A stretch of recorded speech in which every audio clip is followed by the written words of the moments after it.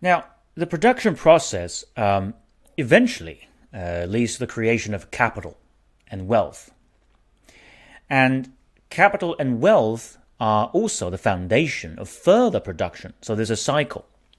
Okay, so we'll investigate the definition of capital and wealth in traditional Chinese culture in this part of the lecture.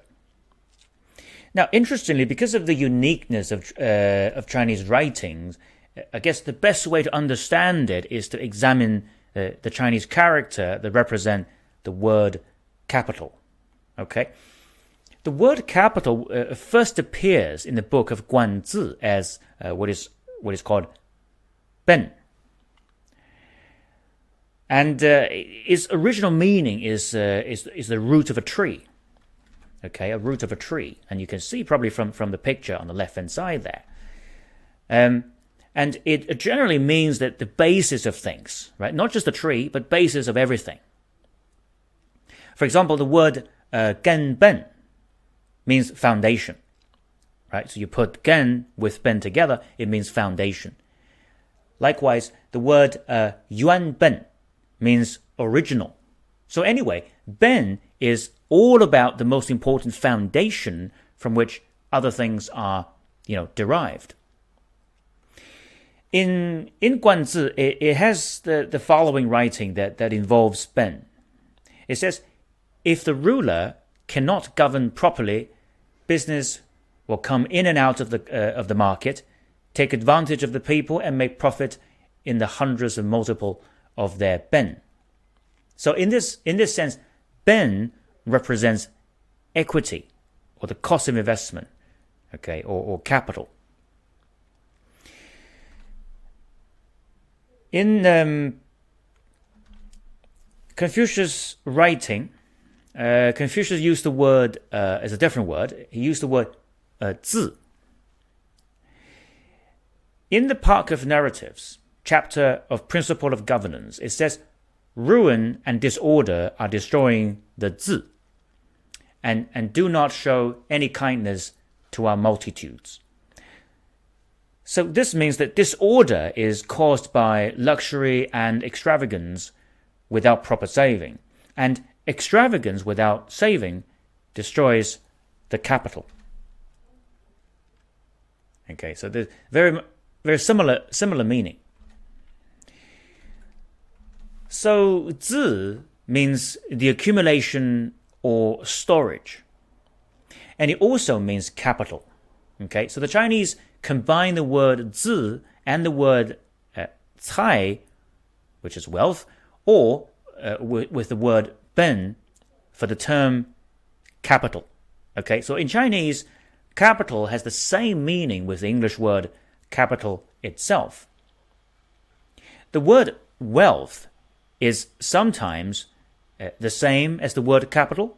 For instance, from the previous lecture, when we look at the factors of production, the word wealth is used for this purpose, but it really means capital. Okay, not necessarily currency or money in the bank. It means capital. So, for example, in the Book of Rights, as we saw before, having virtue, there will be man. Having man, there will be land. Having the land, there will be wealth. Virtue is the root, and wealth is only its outcome. Okay. Now, the meaning of capital can also be formed by combining the word wealth and the word commodity. Okay. For example, Mencius once said, the fields and wilds not being developed, and the commodities and wealth not being accumulated. These are not the chief danger of a state. So, in this sentence, the accumulation of commodities and wealth means the accumulation of capital. Okay, so overall, that's quite a long session on capital. So overall, in traditional Chinese culture, capital is something that can be used for production purposes. All right, that's what capital means. Now, since the word wealth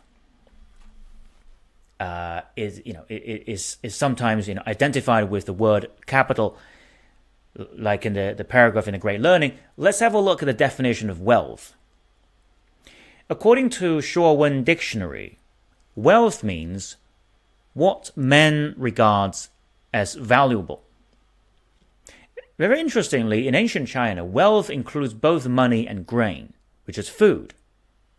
So from here, we can see that wealth is actually more general than capital, and it covers all production and consumption goods, whereas capital only refers to as production goods and those consumption goods that are used for productive purposes.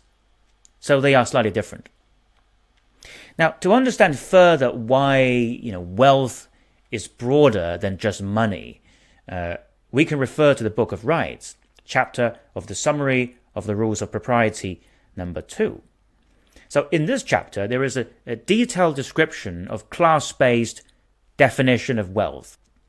For example, for the emperor, wealth can be represented by the size of his territory and quantity of natural resources.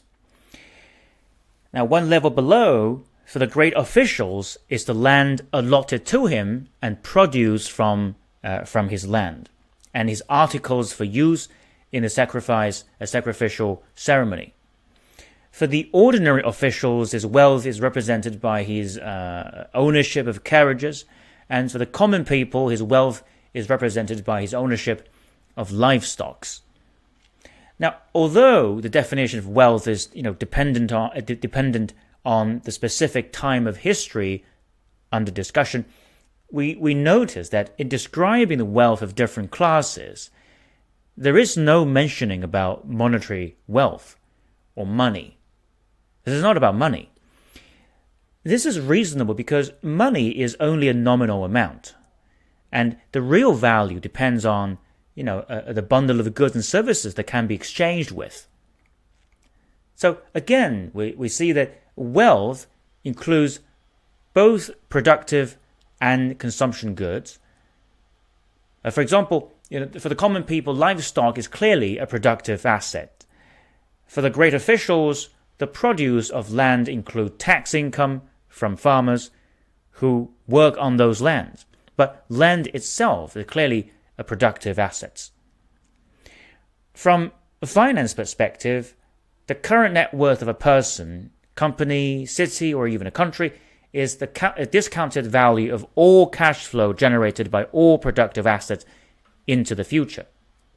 And because all assets are expected to generate cash flow at some point in the future, then all monetary and non-monetary assets can be counted as part of wealth. But you can see that there is clear inequality in the definition of wealth in the Book of Rights. But as we deepen our study of Chinese traditional culture, we'll come to realize that there is a clear logic and equality in such distribution. So we'll save this discussion in a later lecture of distribution.